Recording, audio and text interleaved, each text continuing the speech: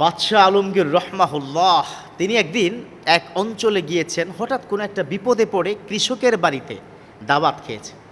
আসার সময় বলল, এই কৃষক, তুমি তো জানো না আমি কিন্তু বাদশাহ আলমগীর, আমার দরবারে যেও, কোনো সমস্যা কোনো সাহায্য আমি করব। তো তিনি দরবারে আসলেন। কিছুদিন পরে ওই কৃষক আসলো, এসে জিজ্ঞাসা করলো, আপনাদের বাদশাহ কোথায়?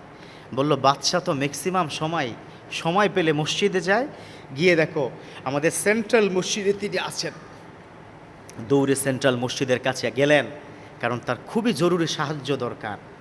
সেন্ট্রাল মসজিদের জানালা দিয়ে দেখলেন বাদশাহ আলমগীর সেজদায় ফুঁপিয়ে ফুঁপিয়ে কান্না করছে।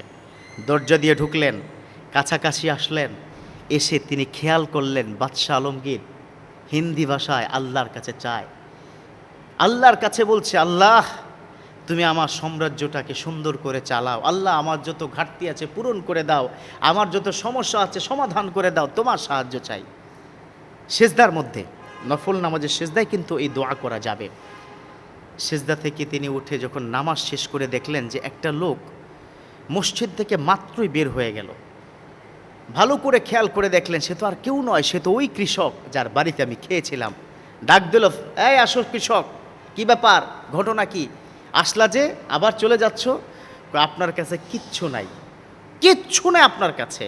মানে কি? না, আমি তো দেখলাম সেজদার মধ্যে আপনি আল্লাহর কাছে চান, আপনার সুপারিশের দরকার নাই, ডাইরেক্ট তার কাছে আমি চেয়ে নেব। সুবহানাল্লাহ, কি ঈমান! খেয়াল করেছেন? বাদশাহ আলমগীর চোখের পানি ছেড়ে দিয়ে তাকে জড়িয়ে ধরলেন। এটাই ঈমান হওয়া দরকার।